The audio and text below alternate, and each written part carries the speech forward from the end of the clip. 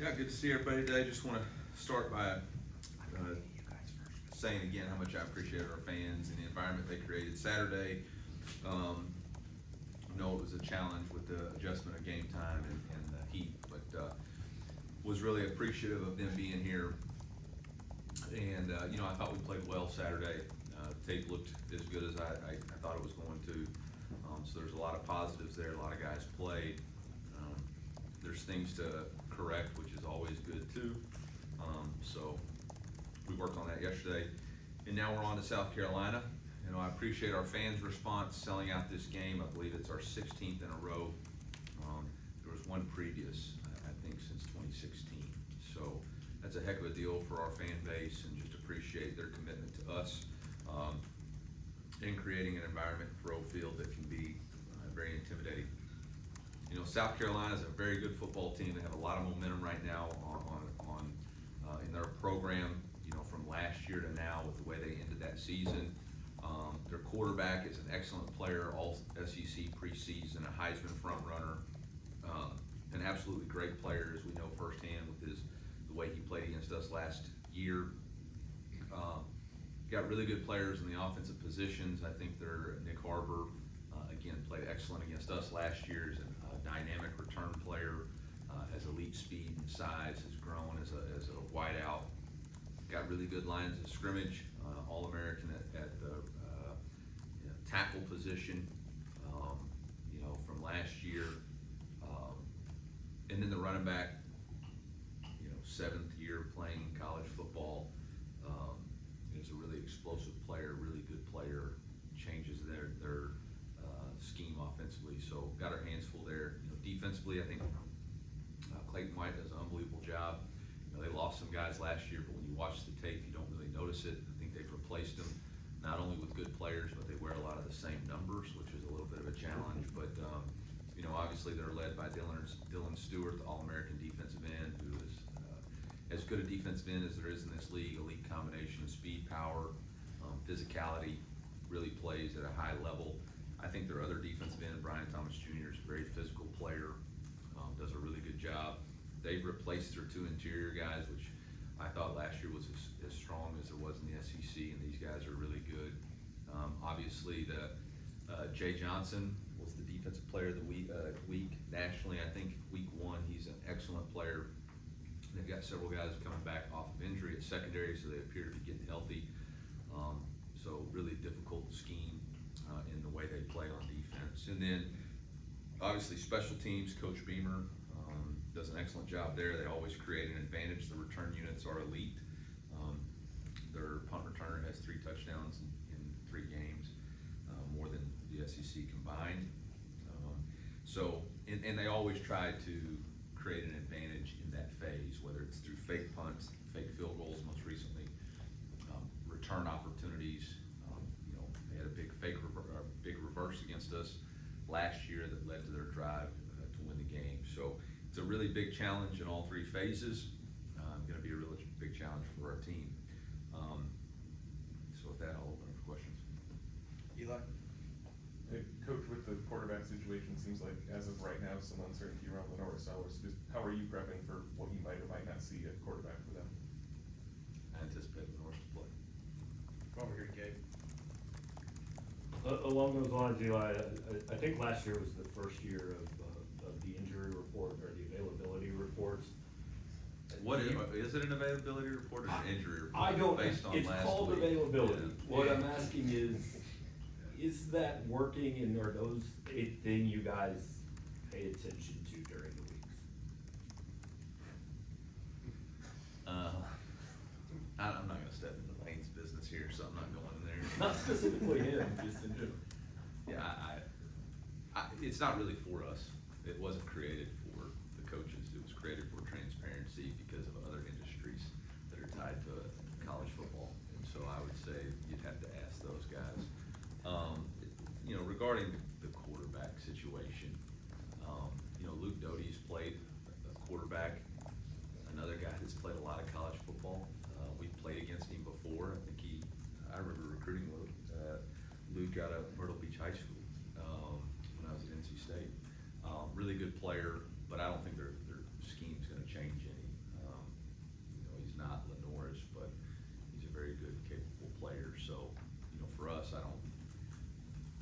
there's not two stylistic differences in the way that quarterback position is gonna be played. So for us, we're gonna anticipate that Lenoris will play, and then we'll adjust if he does not. Back on this side with Cal. It seems like asking you about mobile quarterbacks just about every week, but, you know, Sellers might be a cut above just your average mobile quarterback. So what is it about his game, his elusivity that makes him so challenging to defend? Yeah, I mean, he's listed as preseason all SEC first team quarterback for a reason. That would tell us all he's a cut above. He's got a unique build and frame. He's really strong, hard to tackle in the pocket, hard to wrap up, makes incredible decisions and plays when the play is broken down. So, you know, I think that's always a challenge, especially when you're playing defense. If you're in man and he breaks the pocket, and he's gonna take off and run. If you're playing zone, it's hard to keep a zone cover when your focal point is moved. So how does that zone move with it? So it's an extremely difficult challenge. He is an elite player. On the left. Coach, how are you? You mentioned last week you were looking for more out of Connor Tollison. Yeah. And I'm wondering for you, is it important to be able to have leaders like him you can maybe send pointed messages to, have him receive it well, and then almost have it filter down maybe to other players? Yeah, I think you gotta always coach your best players the hardest. I think it sets the tone for everybody in that room, that they know that if you're coaching the best players the hardest, then the standard for them is the same. I thought Connor had his best game this year. Our outside zone scheme is predicated on the center being able to reach the front side shade or three, and he was able to do that all game, even when we got tired. So, you know, that was a step in the right direction. Now we've got to consistently do it. But, you know, yesterday's meeting, I coached Dante McClellan just like I coached Bo Prabula.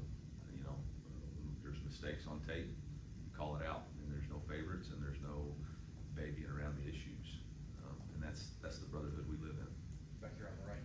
Eli, with Mike Shula taking over as offensive coordinator, Coach Beamer has talked about how they really haven't had too many schematic changes because of that. Does that kind of track what you've seen from them the first 3 weeks and what challenges that they presented schematically?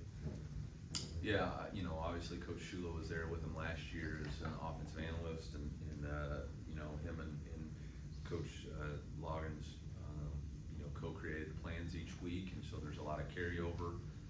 You know, each play caller has their own flavor of how they call games and what specifically they're doing to implement the game plan.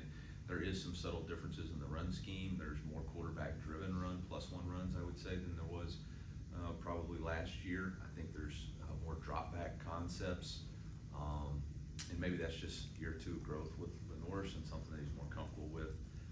But, you know, finding explosive, being creative, utilizing empty, that's stuff that they did last year and did effectively versus us. Good. Watching the game back, it looked like Louisiana found a little bit of success with some slot blitzes.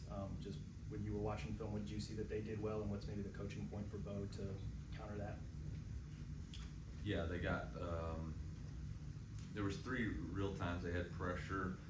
The first one was an overload pressure. They got us in a 5 call, and then they blitzed the Mike and the safety and dropped 2 players.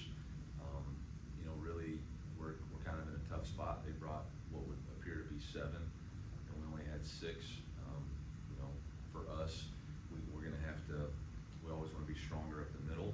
We would have to have a squeeze technique there on the front side and try to throw the hot over the ball. The slot blitz off the boundary out of empty, you know, that's something we gotta see. And that's actually the play that we coached, one of the plays that we coached up yesterday. You know, they had 3 over 2 in empty formation, and they had 3 over 3 to the field. That's never gonna be the case if it was just gonna be zone. We have 4 over 3 to the field. You could potentially still have 3 over 2, but you wouldn't have 3 over 3. Somebody's gotta be pressured. So something for us to notice and get better at. And then the other pressure was a field pressure where our outlet was the flat as the hot, which is exactly who Bo threw it to, and it was a touchdown. So that's the risk or reward you play with having hots. So things we can all be better at. Come back over here to Vahe. Eli, obviously you want your guys sharp for every game, but to what degree do you reiterate or underscore that this is the SEC opener this week? And what does it mean to try to get off to a fast start in the conference? Yeah, I think as you elevate your program, you know, we talk about being 1-0 every week and the importance of a nameless, faceless opponent. You know, and last week I think the focus was not to allow our opponent to dictate our preparation or performance, and I thought our guys really responded to that. Our guys understand the significance of playing in the SEC. They understand that the level of competition raises, the importance of all the little things rises. They understand the importance of being 1-0, you know, this week. I don't really think we have to hammer that or say that. I think that's been the enhanced growth of the program over the last 3 years. You know, it's an SEC night game. We've only had 3 since 2021, while others in the league have had way more than that. You know, it's an awesome opportunity for us to take advantage of that. But the reality of it is, the separations in the preparation you put in this week, and the most important thing we can control is have toughness Tuesday, not trying to play on emotions on Saturday. In the middle. Coach, you had some rotation at the right guard spot through last week. Do you anticipate more rotation there in game going forward? Yeah, that won't change. Right here. Eli, identity-wise, I know we're only 3 weeks into the season, but what did you see identity-wise from your team that you can feel like, you know, you can build off of and make this team successful in SEC play? You know, we want to be a team that can stop the run the ball, and cover kicks at a high level. And we've seen that really for the first 3 weeks. So we just need to continue in that trajectory. There's situational things throughout the game that we talk about, executing, playing well under pressure, that has shown up for us, that we just want to continue to grow in those areas. I think our team is aware of that. And, you know, 3 weeks is just that. It's a small sample size, so, you know, don't want to get too high or too low off of it. Just continue to move in that direction. Front left from Gabe. Your defense, I think, faced the second fewest plays in the country. Of teams. That's a new stat. I didn't know. Yeah, That's a good one. you've only been on the field for 147 snaps. You have one guy who's played 100 plays on defense. What is the benefit these last 9 weeks of the season of, you know, guys basically probably playing the equivalent of only a game and a half, 2 games so far? Fresh horses run fast races. So, you know, I think we've done a good job of keeping guys fresh, and hopefully that continues to show. You know, none of that stuff will matter if we don't play really well Saturday night and play fresh and powerful, and that's what we got to try to do. I do think our coaching staff has done a pretty good job of rotating and getting younger guys looks so that we feel confident in those guys playing in key situations. Eli. Coach, another stat for you. You guys had 2 touchdowns on opening drives last year. You're 3 for 3 on offense to start this year with TDs on opening drives. Just what's working there? Is there anything different? And what's the value of starting quick like that? I mean, starting fast is always important. Establishes the tone and lets everybody settle into a rhythm, whether it's offensively or defensively. I don't know if there's a specific formula. Obviously, Kirby and the offensive staff have done a really good job designing plays and having a scheme ready to go and attack, and our guys have done a really good job executing those plays. So, you know, all this stuff and all those stats are great when you look back on them, but that doesn't mean anything this week. So we gotta start that process of looking this week. Just on that, I know there's some stuff you can't say about the weekly prep, but what is it that Kirby does well during the week to be able to prep for those opening drives in particular then? Oh, I think Coach Moore is an outstanding preparer. The amount of hours that he puts in watching tape, understanding defensive schemes, having answers for the coverages and the fronts and the pressures, knowing the plays that we want to attack them with, and then having answers for that. He's got an army of people that he trusts, not just our coaches on the field, but his analyst crew that work in the engine room. I think those guys, you know, again, there's a lot of continuity there, so there's an understanding of what we're all looking for and what we're all seeing. They speak the same language. There's great communication throughout the week. There's a good sample size of ideas, but also not just nobody's just adding on.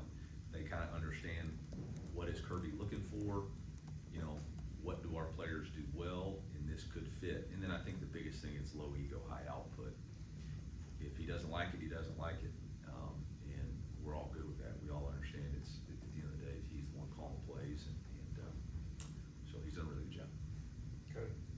I think you had said last week when you were recruiting Kevin Coleman that you didn't give up because he had turned you down a few different times. Just, I was curious, did the recruiting pitch change at all as you tried to recruit him multiple times? And then just what has he brought to the program?